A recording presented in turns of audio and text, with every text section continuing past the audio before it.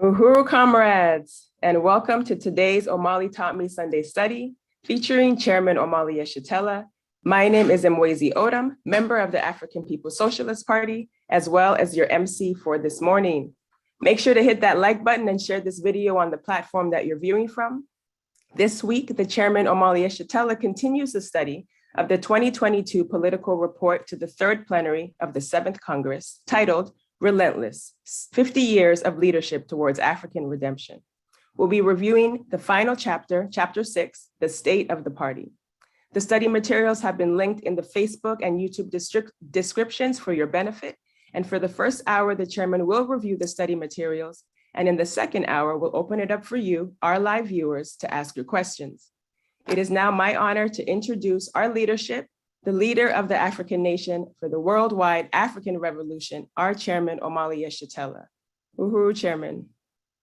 Uhuru, Comrade Wezi, thank you so very much for the introduction. I want to express appreciation to all of the comrades in the party and the movement and others who have come onto this study. This is chapter 6, the last chapter in the political report that was made to the third plenary of the 7th Congress of our party just a week or so ago. A week ago, we had indicated that we would only read through chapter 5 and that those who were really committed would read would come to the actual plenary and we would deal with chapter 6 there. But for the benefit of those who may have missed it and we indicated even with this in this chapter the need for everybody to go through this chapter again, to study it relentlessly, if you will, because it says so much about what it is that we have to be doing, giving instructions to various components and departments and committees and leaders of the party and the membership of the party as well. So we feel like it's fitting that we should look at chapter 6 together again. And we'll go through this chapter. We will try to complete the entire reading right now. But there are some things that we'll be saying also to try to bring greater clarity, contribute to how we understand the significance of the plenary of the political report overall, and what it means for us to be moving forward. It's important for us to state, for me to state as the chairman of this party and the leadership of the International African Revolution, that our objective is to win power, and that if nothing else, what should have been accomplished with the plenary and for participants of the plenary, and gives us a sense of the urgency of getting this out beyond just the members of the party and the Uhuru movement into the masses and large, is that the plenary really functioned as a kind of a governing body, that it was an instance of the African working class actually performing as government. We heard from different departments all around the world, all over the world, the African community, the African working class is being reunited globally something that the Marcus Garvey had initiated, the only significant predecessor to what it is that we do as the party in terms of pulling the entire African nation together to fight for our liberation. Prior to that, we were struggling to do something in various places of the world that we have been dispersed to, within borders that have been created for us too often as defined by our colonizers. In this whole world, a new world that had been created as a consequence of the attack on Africa, the initiation of what we characterize as a colonial mode of production.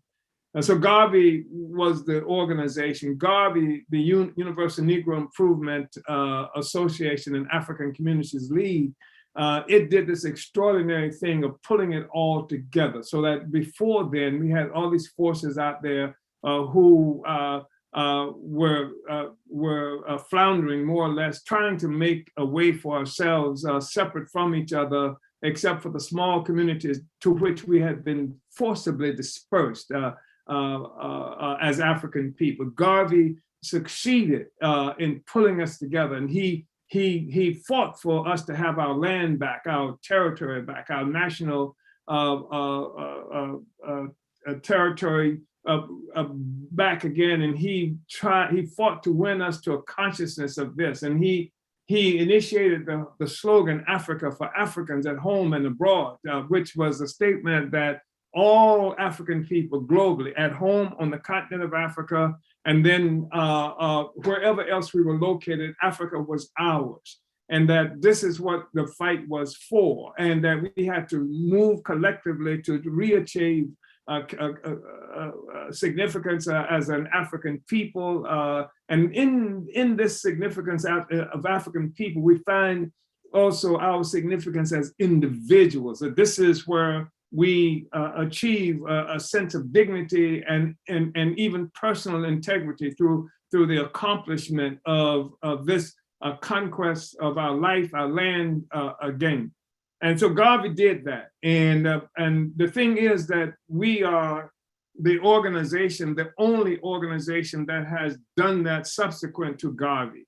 And this was something that anybody who attended the plenary could experience, that all around we were having reports coming from South Africa, reports about what we were doing in Chad and Mali and Sierra Leone and various other places on the continent of Africa. We were having reports about how we were moving in the Caribbean and throughout Europe and what our plans for that. And the same thing is true of the United States. We've established various kinds of presence institutionally, enough so that we can say that this is, in fact, a process of governing, and the African working class has achieved that, and that beyond this, what we have to do is to actually accomplish control, winning every aspect of territory that is possible to win, to incorporate the entire African nation into this process under the leadership of its own self-governance capacity in the form of the African People's Socialist Party. We did that.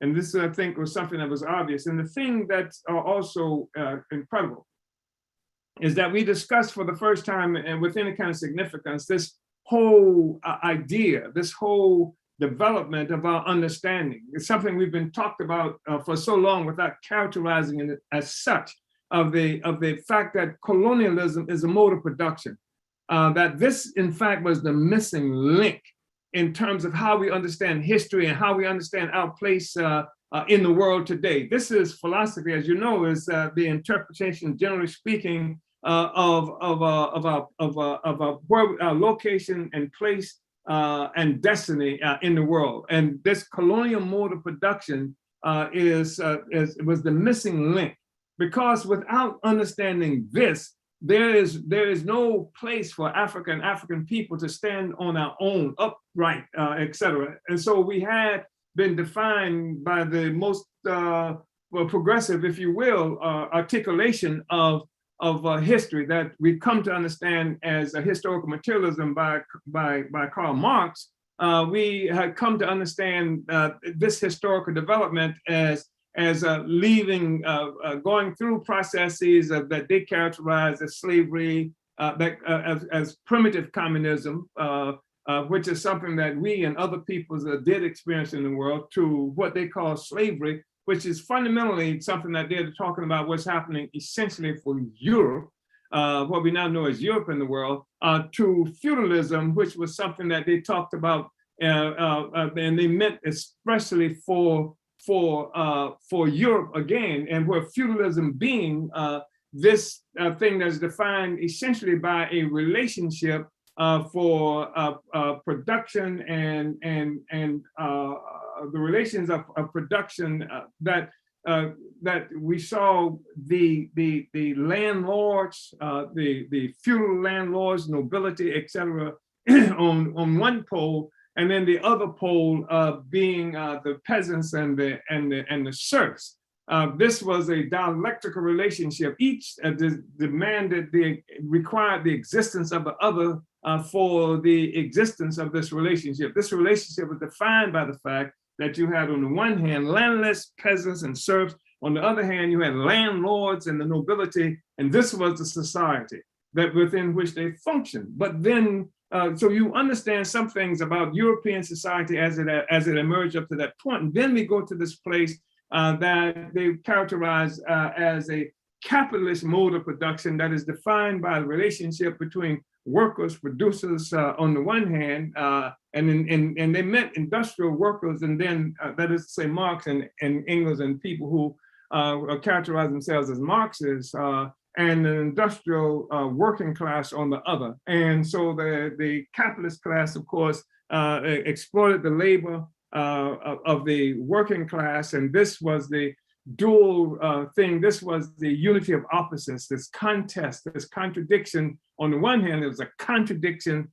It was opposites, the workers and the owners, the capitalist class. But on the other hand, it was unity, because both of them needed the other to define the reality that constituted the existence, social existence. So you had the capitalists, and then you had the workers, and then this mysterious thing happened, this missing link in this process that we've come, most people who characterize themselves as socialists or communists, and certainly people who informed by some Marxist understanding of the world, we have this leap from feudalism, according to the Marxist theory, to capitalism, but it's mysterious because Africans function, Black people function, most of the peoples of the world who are not part of Europe, of what we now know as Europe, function merely as auxiliary forces that help to define the development of Europe, of white people. So this thing that he called primitive accumulation of capital, that was the starting point for capitalism, etc., is something that helps to define the development of Europe and European, even though they characterize it as capitalism.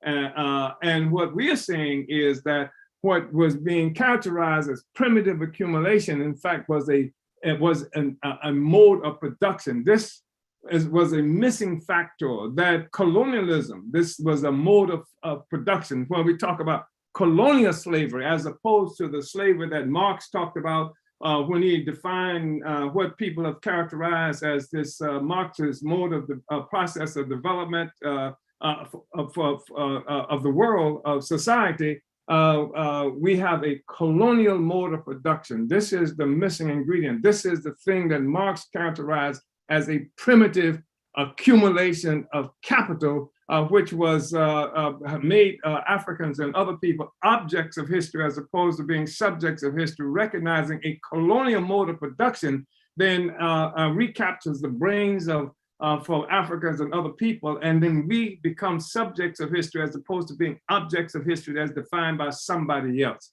So, and the thing this helps tremendously in terms of trying to understand some things. And I'm not suggesting that that I will have been clear in what I've just said enough for everybody who's participating in this discussion on today to understand it, to have absolute clarity. But I think that what I'm talking about, you can find within the political report overall, not just this chapter, and in the the theoretical work that we've done and that has expressed itself in virtually every Congress that we've had since the founding of the party up until now. And the one thing that makes us, puts us in a much more significant place, even than the incredible work that was done by Marcus Garvey, is that the African People's Socialist Party founded and created this African People's Solidarity Committee. We penetrated the white question. We penetrated the colonizer nation and have brought it into a relationship with the colonized. That's different. That challenges the continuing existence of this relationship of colonized and colonizer.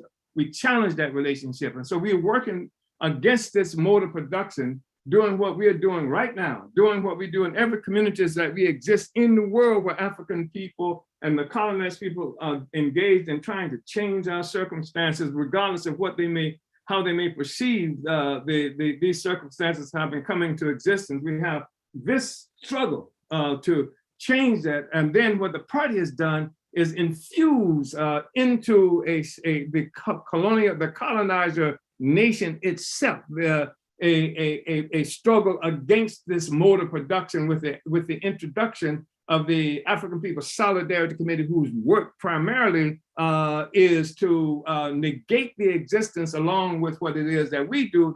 We all contribute to negating the power of the colonizer, negating colonialism. So we're doing it from the outside of the European nation and from inside the European nation as well. And this is an incredible kind of development. So I just wanted to say that. And one other thing I want to mention in terms of how we understand some things. So we've gone beyond Garvey, and this is what makes it, we say that African internationalism, which is profoundly significant, like African fundamentalism was profoundly significant, in that it offered a to what end. With people who knew about the Garvey movement, one of the reasons they hated Garvey, perhaps one of the most significant reasons they hated Garvey, because they understood they could see in Garveyism a to what end.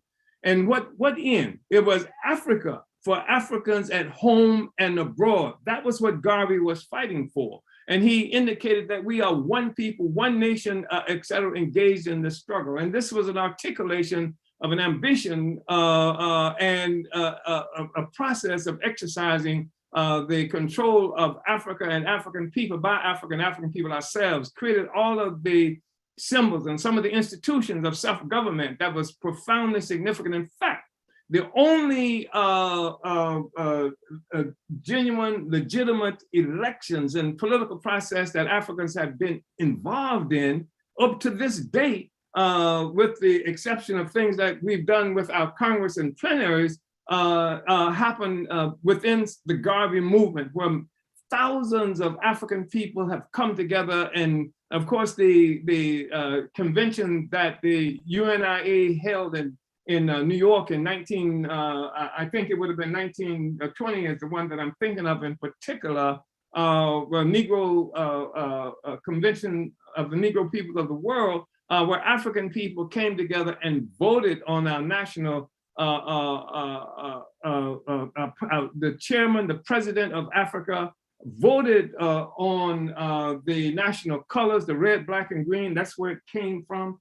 Voted on a declaration of rights of the Negro people of the world. This was like a really progressive and the only instance of actual legitimate self-determining kind of electoral process that African people have been involved in up until the first Congress of the African People's Socialist Party, which occurred in Oakland, California in 82.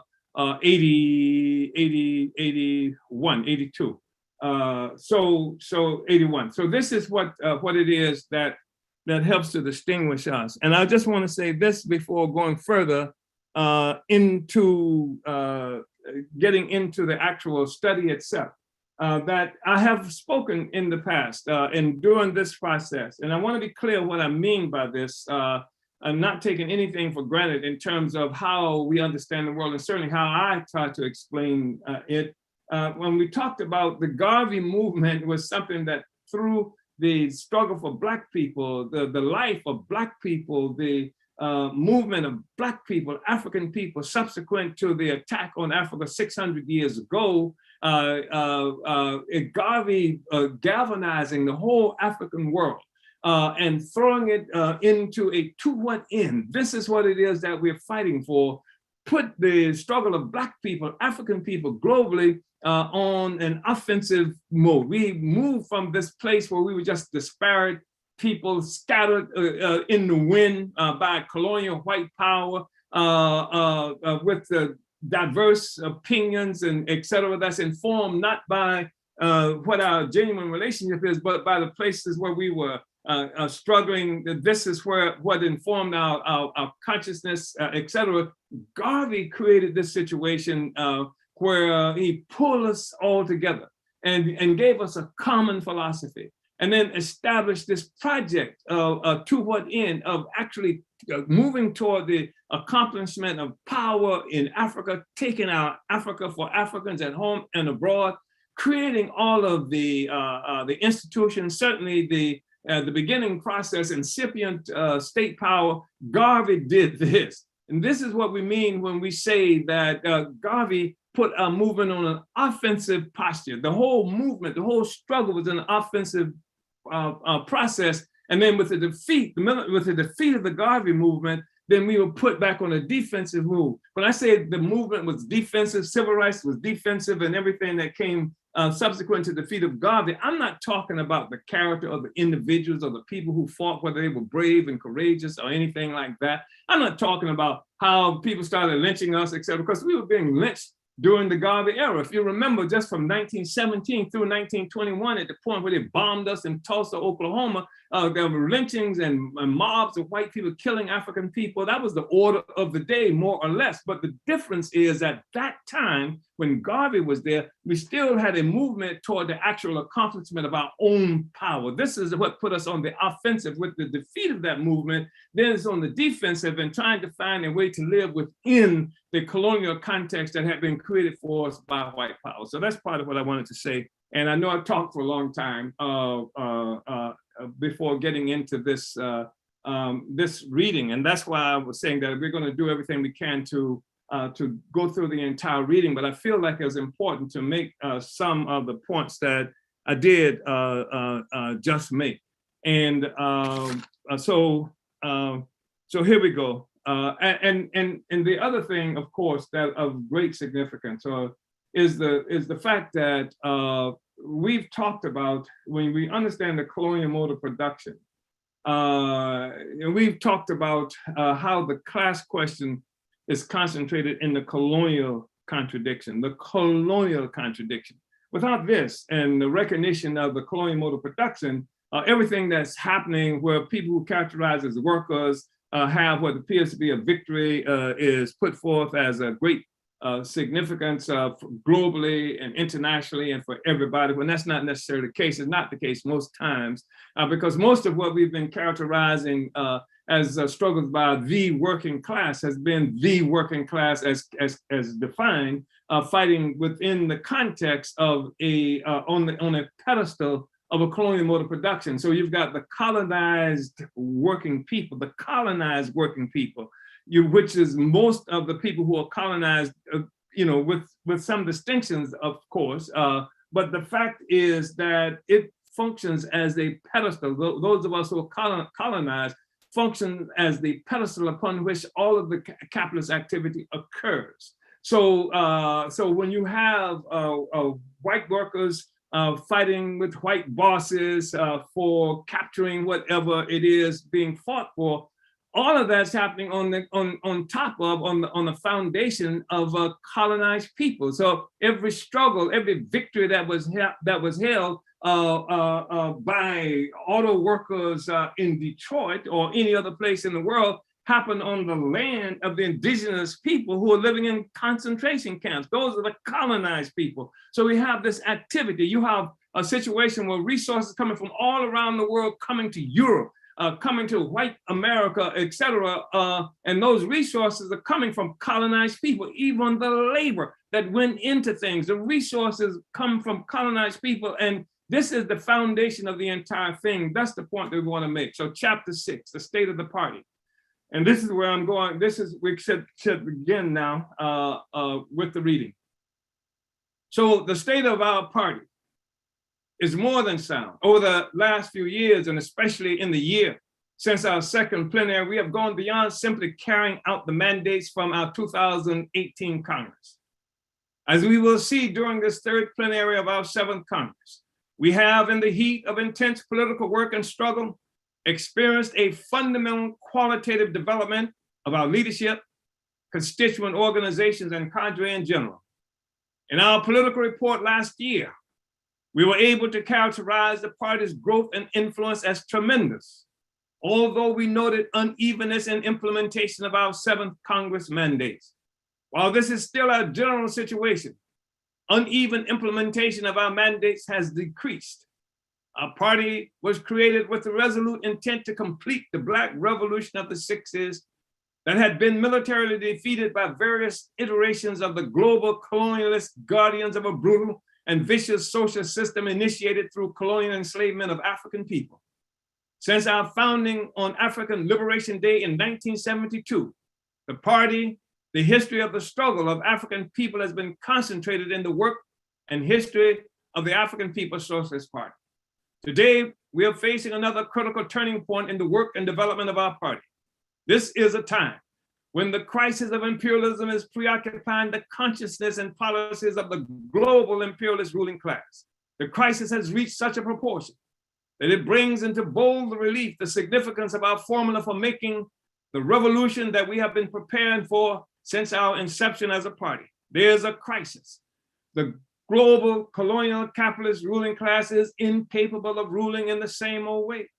There's growing evidence of a global movement of the people to a point of being willing to make any sacrifice to change this condition.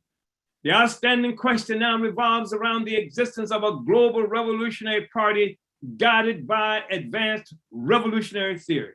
Certainly, the African People's Socialist Party is that party. This moment demands of us that we seize the time.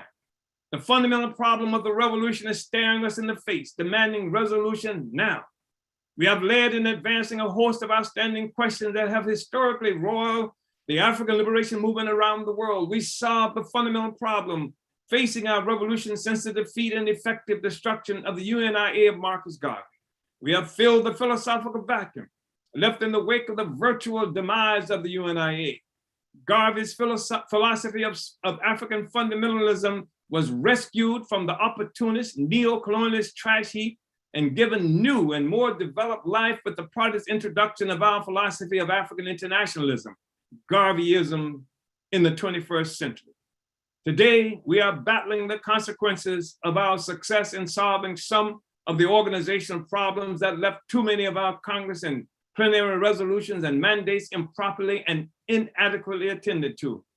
In 2010, following our fifth party Congress, we created the One People, One Party, One Destiny, or OPOPOD internal campaign that concentrated much of the leadership of the party in this ad hoc committee under my direct authority. The OPOPOD was a concentration of centralism within our party, whose main organizational principle is democratic centralism. Over the years, since the implementation of the OPOPOD, after our fifth party Congress, we have sacrificed the organizational integrity of our party in order to move our work forward more expeditiously. Putting the primary leadership of the party under my direct leadership was helpful in making us more effective in many important areas. At the same time, however, it undermined the dynamic participation of party leadership and work by party members and leading committees called for by our party structure and constitution. Despite OPOPOD's successes, one serious consequence was that the essential role of the Political Bureau or Politburo was eliminated for all practical purposes, though occasional meetings were called by me with Central Committee members who are part of the Political Bureau. Thus, the Political Bureau became an ad hoc component of our structure instead of playing the critical dynamic role that it is designed to do. Currently, we are rebuilding a properly functioning Politburo, occupied by stalwart members of the Central Committee, which helps to solve the problems of providing me as chair with ongoing supervision and direct leadership over the entire party, while also demanding responsibility from all party leaders. This forwards our ability to deal with contradictions often overlooked or improperly dealt with in the past through correct implementation of democratic centralism, without compromising the dialectical process built into our structure when properly applied. We had come to understand that despite our growth in efficiency and the consolidation of organizational protocols, thanks to the OPOPOD, the natural dynamism of the party was suffering. By reinstating the Politburo, we are now able to see the effects of real cadre that are responsible to the stalwart cadre stand of the Central Committee. Coming at a time of extreme crisis-driven disequilibrium within the colonial capitalist social system, our plenary is determined to take us forward in our drive for liberation and African redemption under the leadership of the advanced attachment of the African working class. This plenary will provide reports that reflect the main organizational principle of democratic centralism by transferring leadership back into the hands of accountable leading party committees, departments, and cadre. They will provide more detailed examination and direction for our work based on prevailing conditions in the world and for our party, as discussed in our pre-plenary steering committee meetings and in this political report. We are moving forward. Our party leaders and leading committees are becoming more experienced and competent, and their reports to this plenary will address our achievements in realizing the mandates established at the second plenary of the Seventh Party Congress last year. Mandates that are still on point and generally do not require major changes. While there have been shortcomings in some areas of our work, overall, we can clearly see the qualitative leap in our organizational capacity and an obvious maturation of most leadership cadre. We are entering our third plenary with the benefit of this leadership provided by the Political Bureau to the second plenary. All committees and departments will base their reports to this plenary partially on an examination of what has been done in relation to the mandates laid out in the second plenary political report. The state of our party and our mandates are, as detailed in our second plenary last year, are solid. The shortcomings and errors reflected in the work during this past year are shortcomings of error or errors of degree or pace, not of essence, which is very good.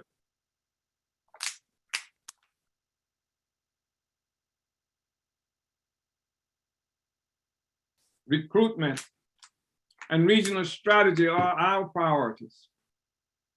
The Central Committee of the African People's Socialist Party has already determined that the most important general campaigns of the party include A, recruitment, and B, implementation of our regional strategy. The regional strategy was addressed at length during our second plenary last year.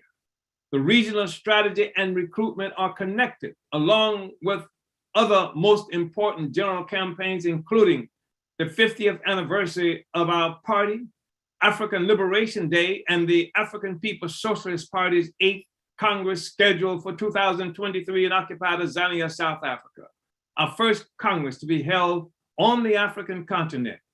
My political report to our second plenary last year lays out the relationship between the most important general campaigns of recruitment and our regional strategy. Despite the fact that everyone in the party should have repeatedly studied the political report to the second plenary over the past year, I am nevertheless restating this here. The regional strategy of the party will be given new energy by the method of region building we are using now. Our regional strategy stems from the party building process we initiated nearly 50 years ago. Our current method requires the party to give a coherent mass approach to building the party's presence, worldview, and organization throughout the region. The regional strategy requires regional leaders to assume the responsibility for winning conscious support for the party in the region and to win the best of the African population to membership in the party. That's the end of that quote. The critical point to be made about our party work going into this plenary is simply this: every party, organization, and committee will be measured by its effectiveness in carrying out its designated mission through its assigned structure and according to the party's principles found in utilization of the standard party agenda, where recruitment is a top agenda item. Recruitment is key to all the work of the African People's Socialist Party.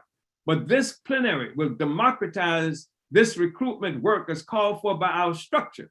Every local party unit is obligated to recruit into itself in the process of turning every African within its area of responsibility into a conscious supporter and member of the party where he is located.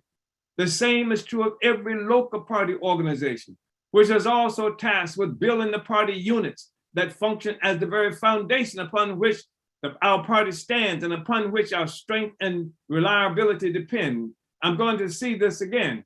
Listen, every local party unit is obligated to recruit into itself.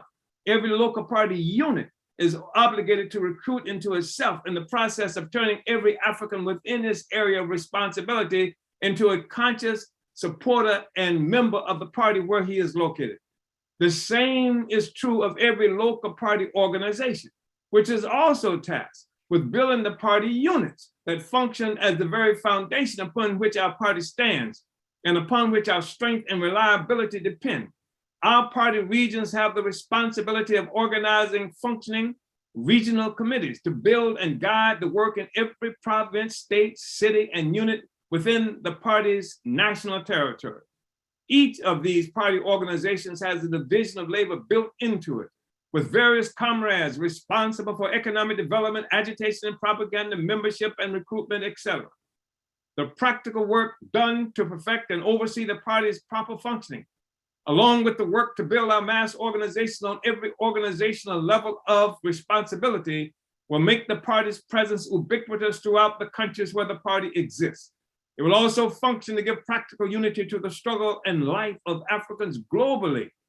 Continuing with the 2021 plenary report, I'm quoting now, it is understandable that leaders attempt to concentrate in the locations where we have a physical presence. However, while doing so, we must use our creativity to cast a regional-wide net to build our party, sometimes through the party's mass organizations.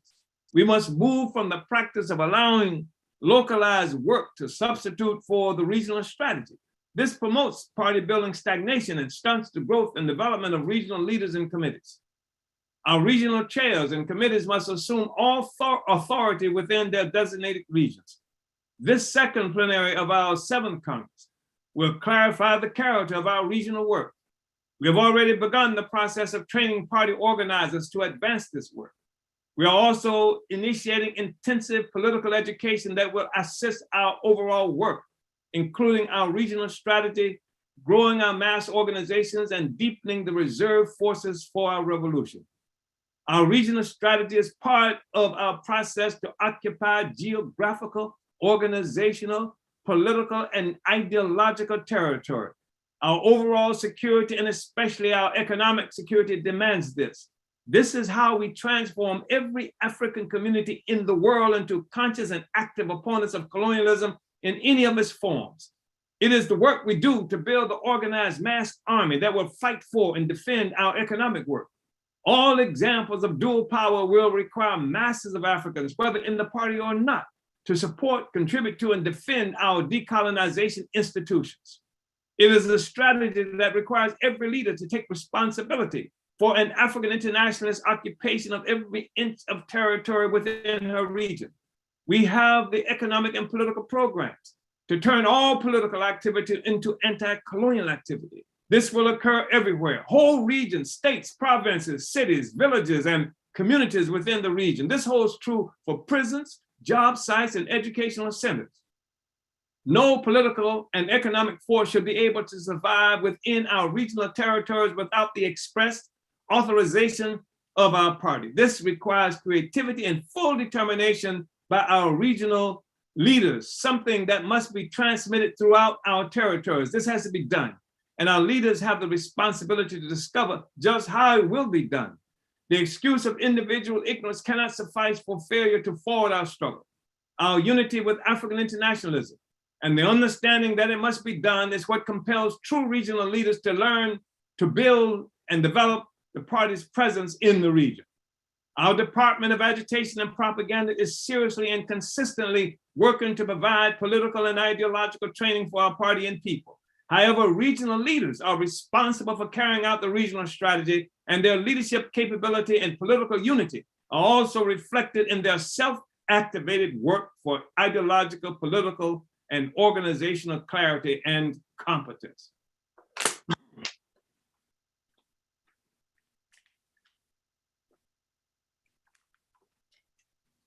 Our regional leaders and all party members within each region must recognize and assume personal responsibility for self-development. The Department of Agitation and Propaganda, Director of Organization, and other appropriate leaders will do whatever possible to institutionalize our political, ideological, and organizational skills.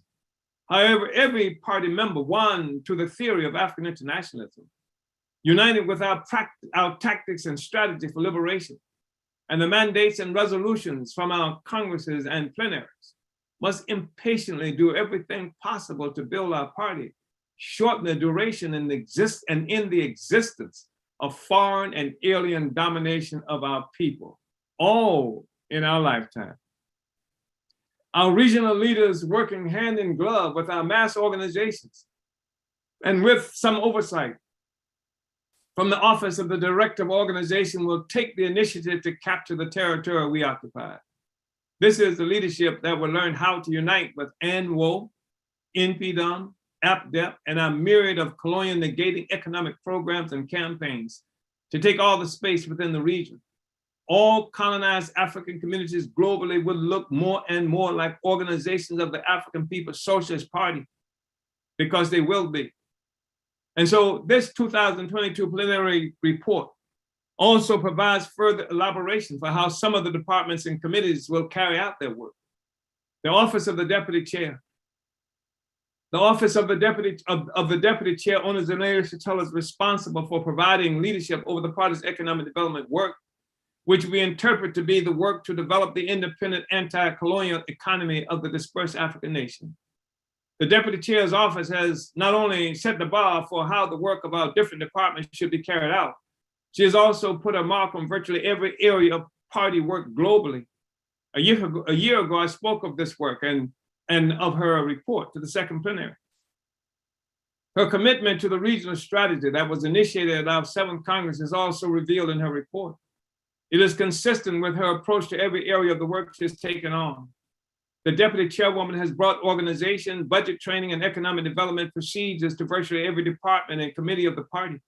And her proficiency is obvious in this passage from my second plenary political report excerpted here.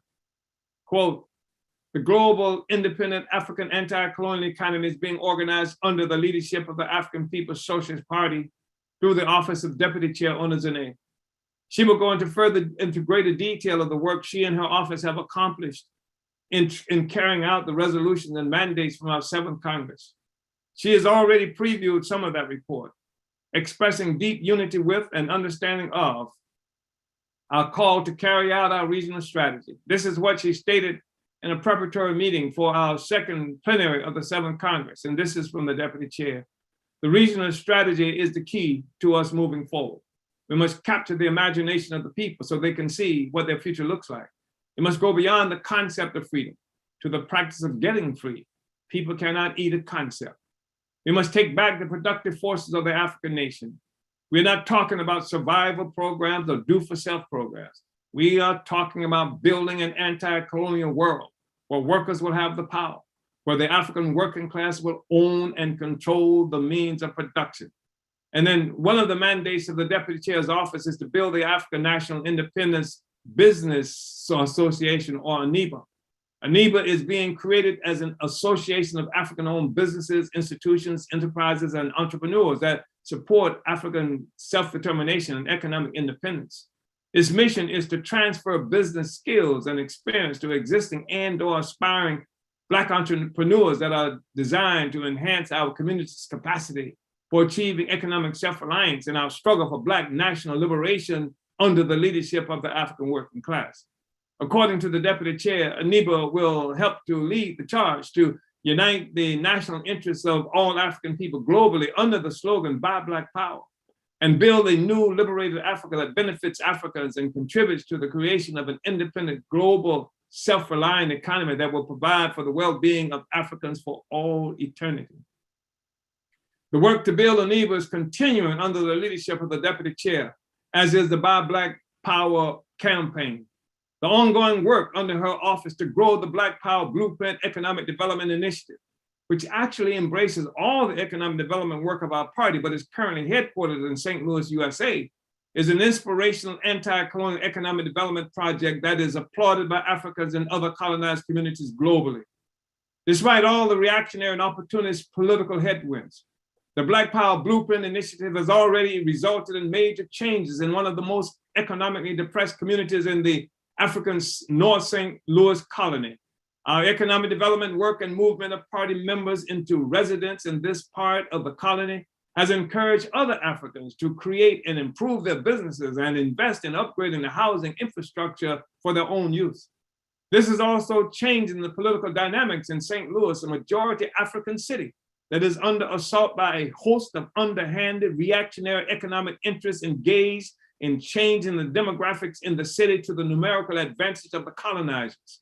Stealthy redistricting to change the density of the African population and make it more expensive to pursue any semblance of Black power through the electoral process, along with the ongoing attempts to combine the city and county government for the same purpose, is happening with the duplicitous assistance of many of the neo-colonial African political office holders.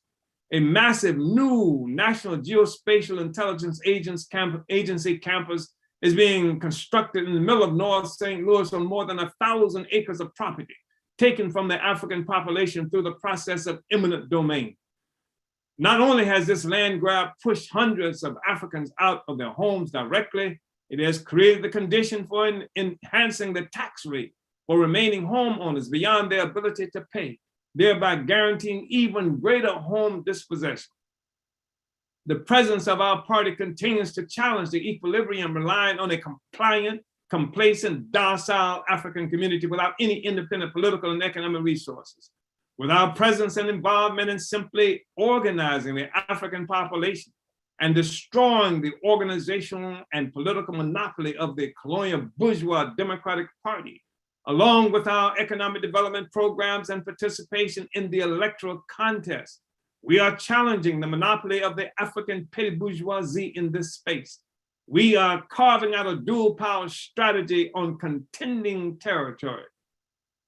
This has been influenced by our housing, rehabilitation, and community development, which includes the One Africa, One Nation Farmers Market, a community garden and outdoor event space, a community basketball court, and housing for newly released African prisoners who will be entering our African Independence Workforce Program associated with the soon-to-be open Uhuru Cafe and Bakery, and a massive building we have already purchased for that purpose. Properties have also been purchased and plans forwarded for a women's healthcare and doula training program, as well as for an African business center that will be organized in repurposed shipping containers. All of this work that already exists, or is in the final stages of development. All of this is work that already exists or is in the final stages of development. In other words, this is not imaginary, fanciful travel without an actual material foundation. This year's third plenary of the 7th Congress will receive a full report on these and other things being accomplished by the office of the deputy chair.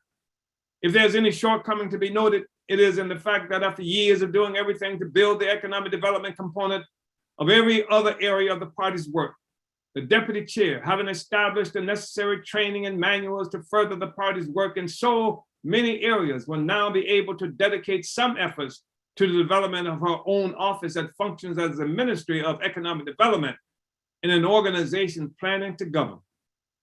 There's one other thing, however, that the office of the deputy chair must take on, something that I have persistently pushed for some time now. That is the need to democratize economic work, so that party and movement members in the entire internationally dispersed African nation can play a role in achieving colonial negating economic self-reliance. This gives true meaning to our position that the political and economic are one, that politics are simply concentrated economics. It was put this way a year ago for our second plenary. Quote, one thing that I want to emphasize for the Deputy Chair's attention in fulfilling her mandates is the direction, work, training, and necessary infrastructure for further democratizing participation in the party's economic work as defined in the political report to the first plenary of the 7th Congress. The office of the Deputy Chair must prepare for the plan for massifying the economic work among the whole party, movement, and African population at large. All our party members must become individual advocates and stakeholders for the development of our 50+ self-reliance programs.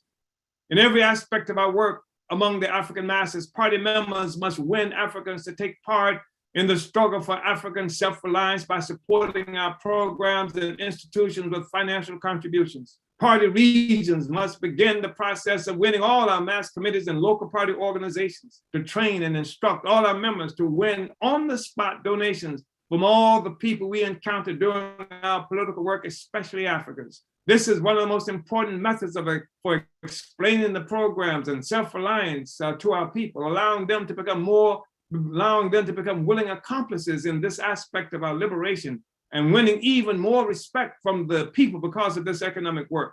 The office of the Deputy Chair must establish the infrastructure, collection and accounting process, and all the protocols to carry out this mandate that can be as important as any other economic programs because of this inclusion of individual party members who are not necessarily assigned to any of our economic institutions. This program allows the African masses to become a fundamental part of our economic development, even when they are not physically located in an area of one of our institutions. Implementation of this mandate will require cooperation with the Department of Agitprop for propagation among the party and people, and mobilizing the spirit distributors to help with this mission. It will also require support from the directive organization who will have to unite, mobilize, and provide a training process for all party and movement members for success. And comrades, I just want to make this point, that essentially the National Foundation is economic. It is the economy that helps to consolidate the nation and helps to consolidate the consciousness of the nation on a real material foundation, as opposed to simply a sense of sameness that occurs among Black people all around the world. It's the economic component that consolidates, that pulls the people together, that puts them in a common materially based process or trajectory. And we can move to include masses of African people globally in our party, in our movement around the world, in this process of constructing the economic entity, to constructing the economic self-reliance, consciously support this thing that we are creating here, support the Black Power blueprint so that we can have our own capacity, we can be able to feed, clothe, and house ourselves. And we can, the number of Africans that we went to this process constitute our success in giving the African nation this sense of sameness, a material foundation upon which to stand. This is the thing that made the Garvey movement so powerful, so significant, so threatening to the ruling class, but so unifying for African people, that made it possible to say and mean Africa for Africans at home and abroad. This is what it is. This is why this is such an important thing, so that every individual, whether they are in the United States, whether they're in a province in South Africa or a township, or whether they are located in Ghana, or whether they are over the hill in the Bahamas or Nassau, wherever they are located, this gives them the ability to connect with Africans globally in the process of fighting for self-determination, and gives us the ammunition, the political and ideological ammunition, to fight against any force that attempts to maintain the economic dependency of African people, the economic slavery of Africa and African people, and to win and to protect the institutions that we are creating, helping people to recognize that these economic institutions that we are developing is a part of the struggle for the liberation of our people, and that you can't have real liberation of the people. You cannot have political freedom ultimately unless you have economic freedom. That's the thing that gives us the power. And that's the thing that white power is struggling all the time to prevent Africans and other peoples around the world from achieving. That's why there's an ongoing war being made by the United States and Europe against the people of Venezuela, against the people of Nicaragua and Ecuador and Afghanistan and Syria, all of this and occupied Palestine, in Houston, Texas, in the United States, and every place we are located. This is why they are doing this, in order to maintain this control of the economy of African people and prevent Africans and other colonized people from negating their significance, negating their power through the accomplishment of self-reliance of our own independent economic development and authority. So the Department of Agitation and Propaganda. The Department of Agitation and Propaganda, led by Director Yeshitela Nye, is part of the party's political bureau that had been neutralized through adoption of the ad hoc leadership committee.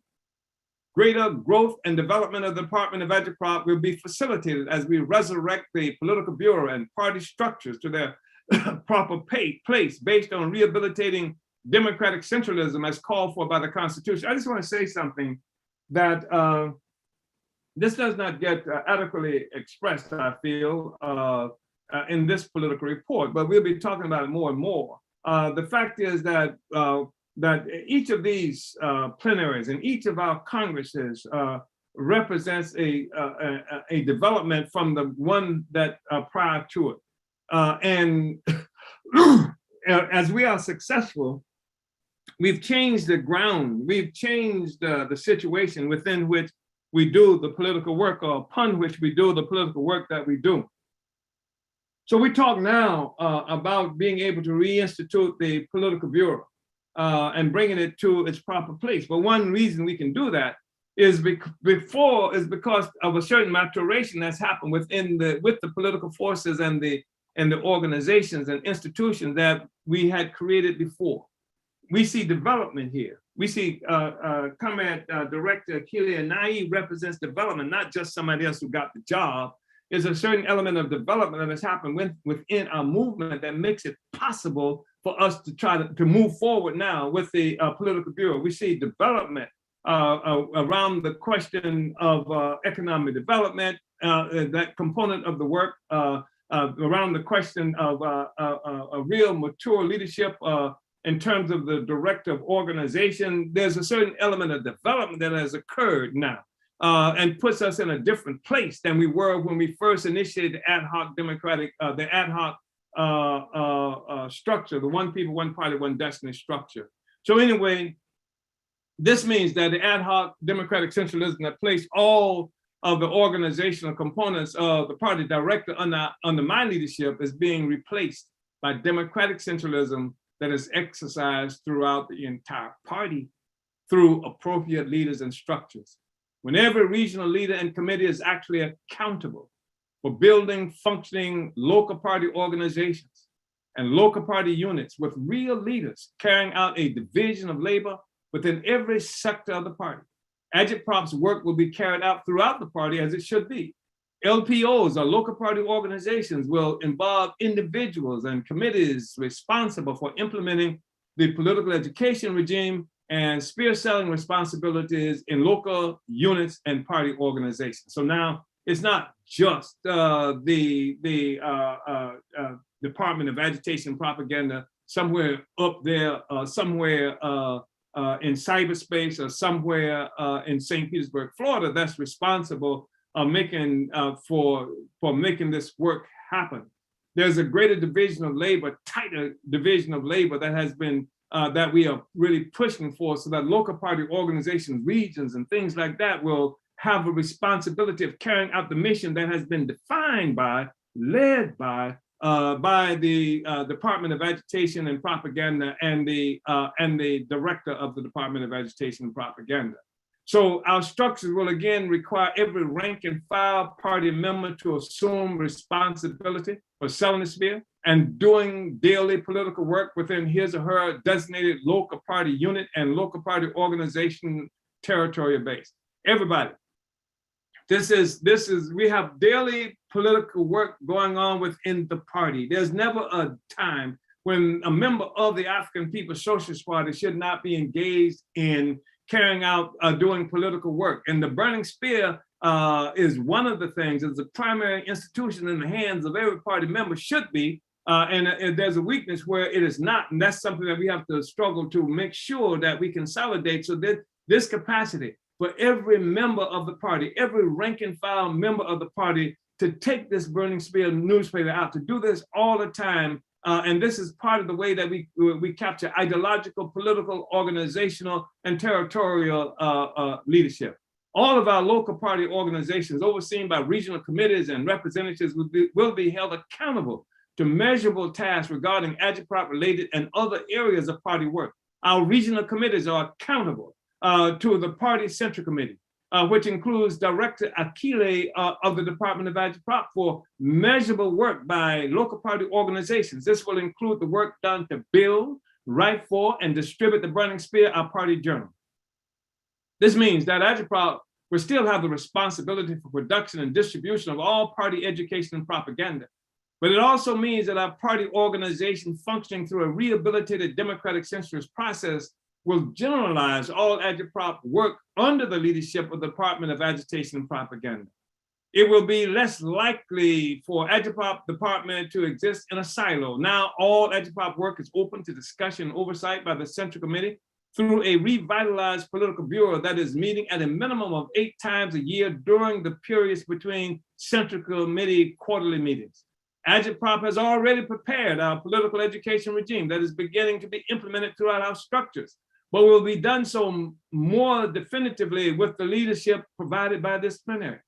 The party is becoming energized throughout. Party cadre are becoming more capable of representing the party in every arena. Active ideological work will become ubiquitous and as much a part of party life as any other task.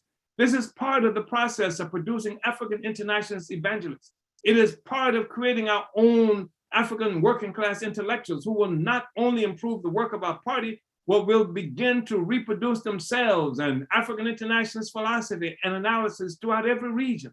This contributes to our intention of transforming every member of the party into an active, competent recruiter, capable of introducing the masses to knowledge of and participating in every component of party work.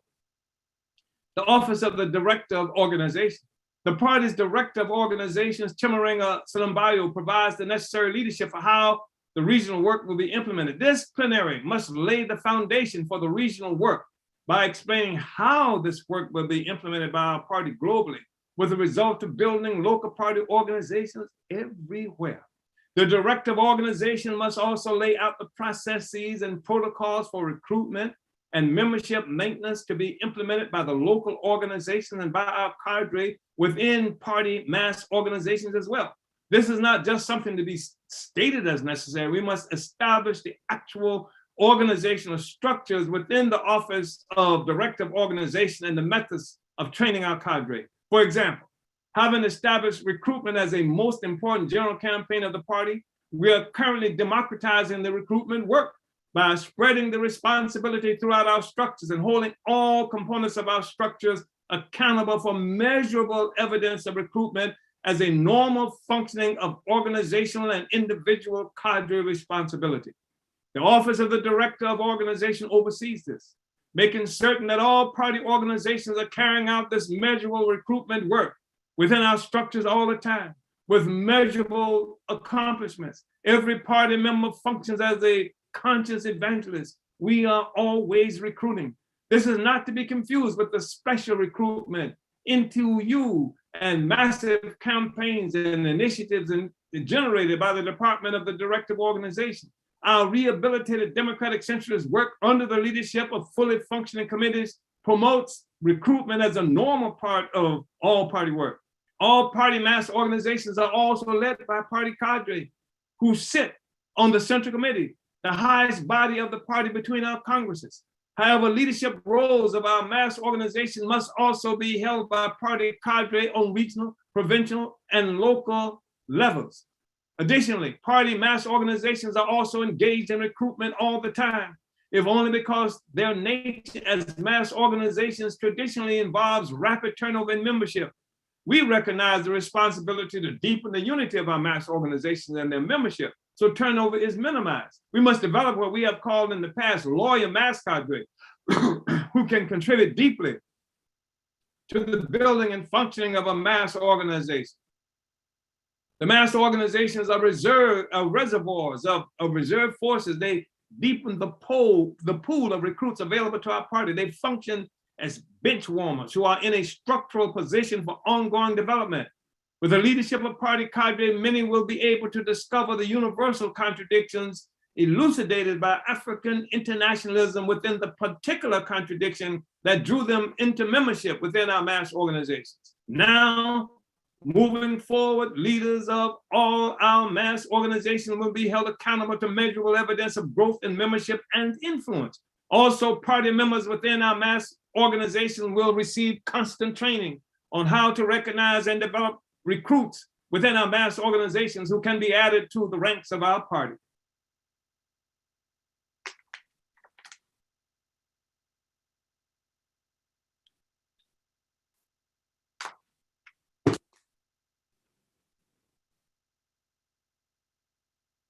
The International People's Democratic Uhuru Movement. All party mass organizations are extremely important, especially now. However, at this time, InPDUM is the organization that is most important for bringing masses of African people under our sway. It is the mass organization that is closest to the party in terms of the kind of generalized, organized, anti-colonial activity it provides for Africans who have not and may never achieve full unity or revolutionary discipline necessary for party membership. InPDUM President Comrade Kalambai Andanette has done more than any previous president to bring and keep masses of African workers into the organization. She has proved to be an effective organizer who is generally capable of winning members to a stable and relatively long-term relationship with InPDUM, some of whom have been recruited into the party as credible leaders of various aspects of our party-led movement. However, the task before us now is to go beyond the limitations imposed on the African working class in terms of our expectations to actually govern. Many of the African working class is thrust into a kind of barely visible urban nomadic lifestyle, where gentrification or population removal, employment uncertainty, and colonial economic relief and welfare services are strategically located to engender perennial instability. This complicates the ability of the African working class to acquire a long view, which is necessary for revolutionary imagination. As revolutionary cadre, we have to be one with the masses of our people. We have to take organization and political and ideological clarity to our people wherever they are located and in all circumstances. However, to be most effective, our leaders must develop the capacity to stabilize our work and to assist the African working class to acquire a long view, to be able to actually envision the defeat of our colonial oppressor and seize the reins of power in its own hands. One important thing that InPDUM must do, something we have spoken of on many different occasions, is to build an actual physical office with a capable administrative component. In the past, we have made the analogy between the neo-colonialist NAACP, the mass organization of the African petty bourgeoisie that is directly chained to liberal colonialism, and InPDUM, the mass organization of the African working class. The NAACP has a worldwide membership of nearly 500,000 people and 2,200 branches in 2021. Of course, the size and resources of this organization are not something that is reflected in its performance in the interest of the majority of our people.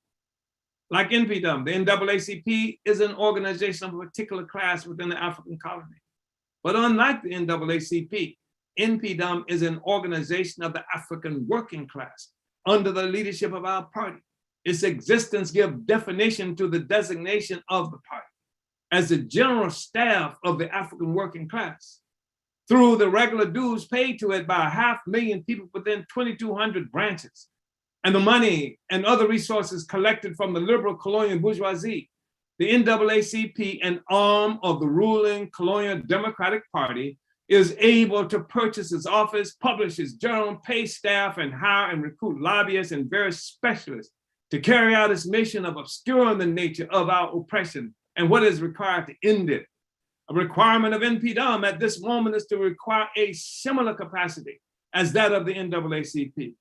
By this, I mean InPDUM must initiate a recruitment campaign to win a predetermined number of paid members whose membership dues can go toward the acquisition of our national office and provide salaries for our president and adequate administrative staff.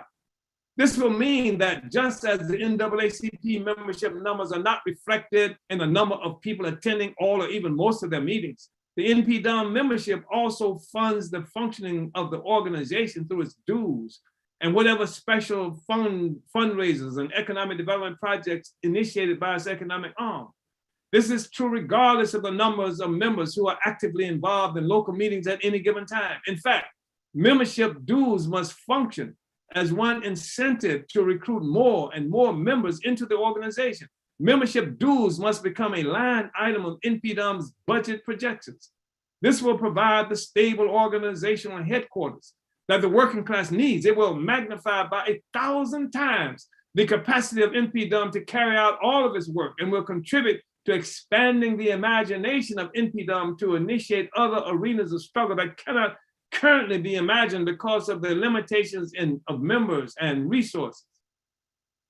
InPDUM must develop the long view that is provided by African internationalism, the revolutionary theory of the African working class. Comrade President Kalambayi must take the African working class to this new capacity for self-organization that is essential for the working class to claim the future. This is really important because a point that I want to make is that the members, African working class people, are not running around talking about how to consolidate nation, not talking about the acquisition of state power. There's a sense of sameness that that you can see happen with Black people all around the world, and that's the ideological, if you will, the ability of the subjective component of what a nation represents is found there, but it's not consolidated. It's doesn't have leadership. The advanced attachment of the African nation, the advanced attachment of the African working class is that component of the African nation that is thinking all the time, that is working all the time to consolidate the African nation itself, to bring it a coherent trajectory, to give it philosophy, to give it direction and what have it. That's the job of the advanced attachment. That's what cadre do. That's what InPDUM does. We don't expect the people who are living within the colony, especially within the African working class, who under the desperate kinds of conditions that are dropped on us, where most of the people, too many of the people are living from moment to moment just to try to get something to eat, keep the police from killing us and doing these kinds of things. It's the advanced attachment that takes on this responsibility. It's in the brains of the advanced attachment. It's in the body that spends this kind of time doing what we're doing right now at this minute, studying and working with this and doing work out in the world. We carry that responsibility ourselves. And in this instance, we're talking about InPDUM, which is led by the African People's Social Party right now, that will make this happen, that will take this out among the masses of the people, that will help transform the communities that we're living in from this disparate entities out there, where every individual is trying to make it on his own or her own or within the context of the existing system. This is the advanced attachment that will help the people to know what the contradictions are, that will help the people to get organized, that will give the people a to what end in everything that we are doing and that people might be doing as individuals to change our circumstances. So, and we're saying current President Kalambayi must take the African working class to this new capacity of self-organization that is essential for the working class to claim the future.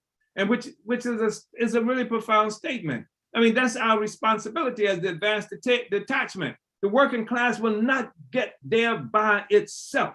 It's the advanced detachment that will help this happen. It's the advanced sector of the African working class that will take it to these places, that will provide the organization, that will provide the leadership, that will provide the tactics and strategy and the struggle that unite the masses of the African workers under its leadership. This is our responsibility, and this is the responsibility in this instance of Comrade Kalambayi. That's why we have cadre leading mass organizations, so that the mass organization is not simply out there stopping police this or getting these persons out of prison, but a part of a process to take the working class to a consciousness of its own interests, its own self, bring it to organization as a part of a process to overturn colonial capitalism and colonial mode of production. So this will be a major development in terms of consolidating our office. This will be a major development, just as InPDUM is already a major development in the liberation struggle. It is historic in the sense that since the UNIA, the African working class has never been able to create and lead our own mass organization that is loyal to the aspirations of our class. Any other time we have seen some iteration of such, it has been something created by the colonizers for their own benefit. When I say the colonizers, I'm just not talking about just the US government. I'm talking about forces that call themselves communists, this, socialists, this, etc. The colonizers, we're talking about the white people who constitute the colonial population that lives at the expense of the African people. And the African people who have the only ability to see the future, to fight for the future, that requires, demands the destruction of this kind of social system. While the social system as it exists now provides benefits for all the colonizers, I'm talking about material benefits, even those who call themselves peace operatives, even those who call themselves leftists and communists and Marxists and all these things, all of them who live and exist on the platform, on the foundation of colonialism, have an interest and a stake, a material stake in maintaining the situation that beclouds, and generally speaking, beclouds their recognition, understanding of what has to be done. But that's not true of the African working class once it assumes control of its own consciousness, etc. So the African National Women's Organization. The African National Women's Organization is clearly coming into its own. Comrade Yeshitela Oren Miller has been relentless in pursuit of this aspect of our organizational strength. She will report on her already visible success on much of the work to fulfill her mandate stemming from our second plenary. ANWO appears to be growing qualitatively stronger in terms of the development of more stable, united, and tested leaders. The ANWO campaigns put forward at our last plenary also appear to be on course, notwithstanding some typical contradictions to be expected within a mass organization. However, I would like for Comrade Yeshitela to consider a very bold move I have advocated for some time now.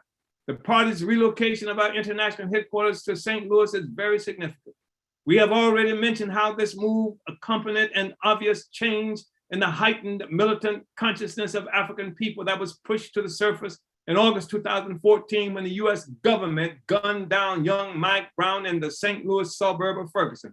The African People's Socialist Party was not the only force that recognized the significance of the mass anti-colonial uprising following the August 9th police murder of Brown. Our colonial oppressors also saw it, and fearful of the anti-colonial resistance becoming generalized, deployed and funded with millions of dollars, scores, if not hundreds of opportunists, organizations and personalities to misdirect our struggle towards some form of reformist compromise.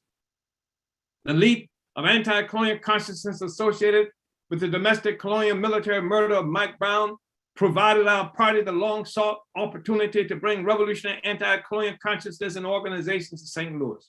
Now, with much of the colonial bourgeois resources having become more difficult for opportunists to acquire, our party is the main working class anti-colonial force in this city, and we are leading the African working class to new visions of a liberated victory. The relocation of our international headquarters in St. Louis contributes to a concentration of our forces that will multiply our influence and powers exponentially.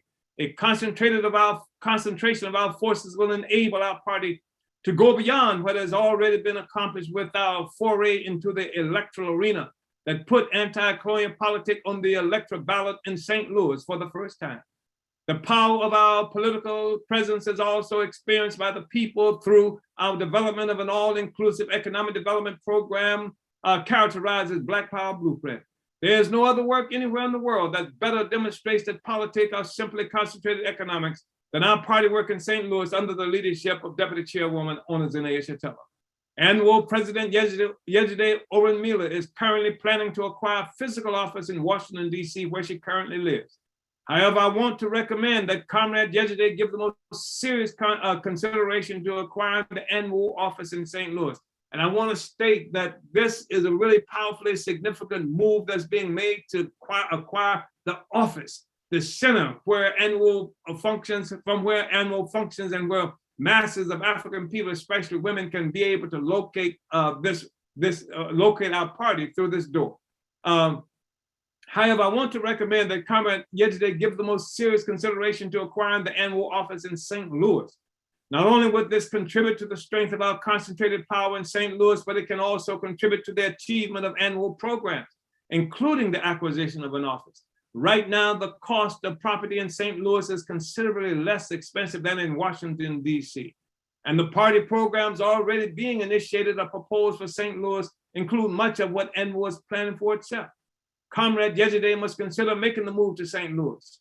She can consider renting or selling or renting out her home in DC, and annual's purchase of property in St. Louis, which sometimes includes affordably priced combined living and office spaces. Moreover, Comrade Yejide's husband, Kian Gozi, a lawyer party member, could play a critical role in renovating any property acquired in St. Louis, as he has previously done with party properties in Oakland, California.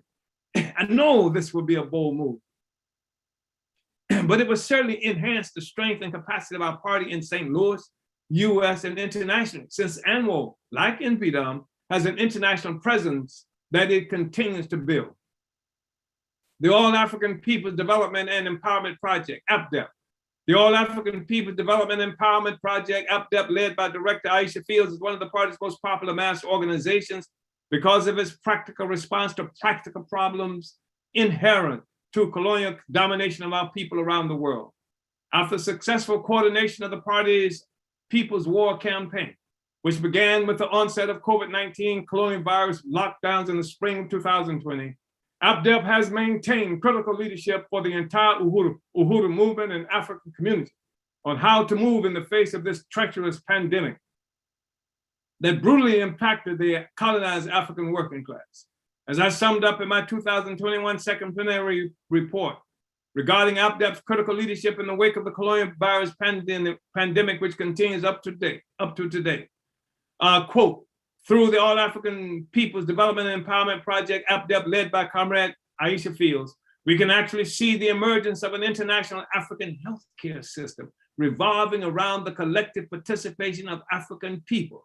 APDEP's Project Black Ark, our anti-colonial answer to the imperialist Red Cross, has initiated the people's war against the COVID-19 colonial virus, deploying party and Uhuru movement members throughout the African colony, from townships in South Africa to US cities in Florida, California, Pennsylvania, and elsewhere. The anti-COVID People's War campaign developed safe practices and protocols that were delivered via social media and by trusted party members and heroic volunteers. Our forces, known by our colonized communities, did not represent the hated colonialists and their institutions that have never worked in our interests, no matter protestations to the contrary.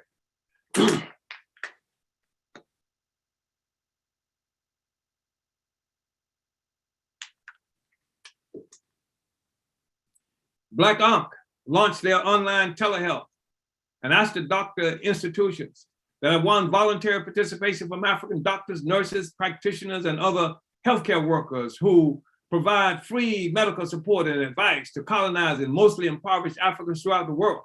All of this work and the growing success of Zenzele Consignment, APDEP's Community Economic Support Project in Huntsville, Alabama, are demonstrative of a major resurgence of our APDEP work that reflects the rebirth of our defeated anti-colonial revolution of the 1960s.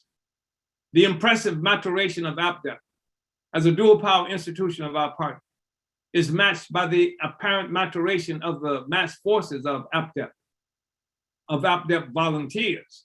Many APDEP members have been won to a greater demonstration of practice African internationalist unity through taking on expanded responsibilities for agriculture work and other subcomponents of institutional implementation of APDEP's plan of action called for by our 7th Congress resolutions and mandates.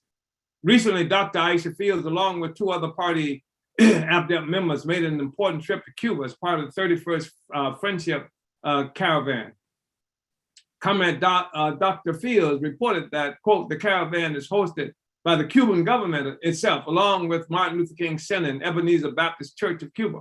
Because the caravan is hosted by the Cuban government, its participants have access to government offices at the highest level, government and civil society organizations and leaders, and insight into various sectors of the Cuban society and economy. The caravan was covered by Cuban media daily. And because of the cadre stance of our party members, Comrade Dr. Aisha was called on by caravan organizers to speak at 2 press conferences. Party member Comrade Chivo also played a key role in the caravan media team, with Comrade 4 Feet working in the healthcare team, taking temperatures and enforcing COVID protocols. 4 Feet was interviewed on Cuban nightly news. APDEP leadership has summed up that they achieved every goal that they set for the trip. And Director Aisha reported that, quote, the caravan members had a closed televised meeting with Cuban President Miguel Diaz-Canel. I was one of 7 people chosen by IFCO to ask the president a question. In my question, I introduced myself as a member of the Central Committee of the party, appreciated the history of solidarity between the African Liberation Movement and the revolutionary Cuban government and people, and asked if he had a message for African people as we struggle against our common enemy, the US government. His response recognized the unity of our struggle and called on Black people to keep fighting. We made important contacts for recruitment and training, and were given commitments to help provide training for our medical team from 2 vice directors at the Cuban Medical School, ILM. This was a huge win, as this was the primary goal we went to Cuba to meet. This verbal commitment will likely take time to materialize, as my understanding is that it would have to be given approval by the Ministry of Health. But with our relationship, we have established, and the help of IFCO, the Interreligious Foundation for Community Organizing, I am confident that we can make it happen. Already, I have reached out to the 2 vice directors via email to follow up on their verbal statement of support, and I'm awaiting response. This is unquote. While in Cuba, party members tabled at a caravan event and made multiple contacts with Cuban doctors and scientists and organizations and individuals, both in Cuba and from the US. APDEP has many plans to move on the favorable potentials resulting from this trip and develop the ongoing relationship of the African Revolution with the government of Cuba. The African People's Solidarity Committee and Uhuru Solidarity Movement. Uhuru Solidarity Movement is maturing into an especially important mass organization that functions under the immediate leadership of the party organization, the African People's Solidarity Committee. Although USM does not require the cadre level of organizational unity that is demanded for APSC members, it has nevertheless brought hundreds of colonizers under the leadership of the party in more than 30 states and 130 cities within the US. Under the leadership of APSC Chairwoman Penny Hess, USM, chaired by Jesse Neville, is also involved in practical political work that contributes to changing the political terrain within the US and elsewhere. This is especially true of their reparations-related work that continues to introduce thousands of colonizers and others to the reparation issue.